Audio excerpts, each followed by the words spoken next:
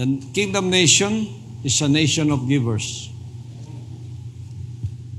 Givers do not worry about the supply because the Father is their channel of blessings. Unlike suckers, givers do not have the spirit of poverty or the love of money, the love of material things, and the love of self. Givers are neither murmurers nor complainers. Rather, they are faithful in their obedience to the Father's will. Praise the Father. Givers ta. Nya di ta mag-worry about sa supply. Kaya nga itong amahan sa langit, dili mahutdan.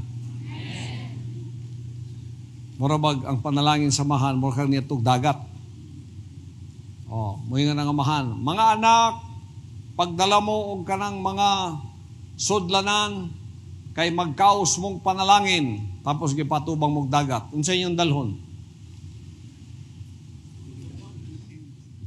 Baldilay ako, kay basig mahurot. Mahurot ang dagat. Dramlay ako, nguban tangke, bisan pa usa ka dako sa imong sudlanan, ang supply dili mahurot. So sa imong dalhon, water pump. Adlaw-adlaw gaandar, sigig agas, way kabalakan, dili mahurot na. Kamong mga dalo, lisod kay mukuot sa bulsa. Kay burabag ka ng mao na lang niya kwarta, pagka nahatag na ako ni, mamatay na ako.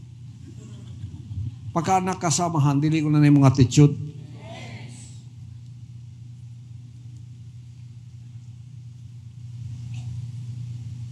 Kanang mga on mong restaurant, mga igsuon mo. Ang sabi niyo buhaton.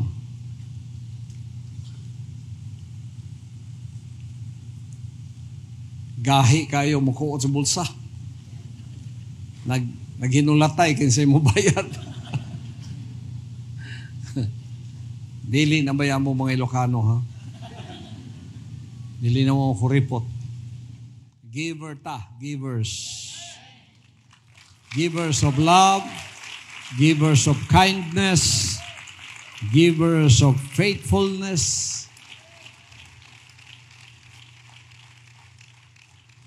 Givers of concern. You give of yourself. This is not only talking about money.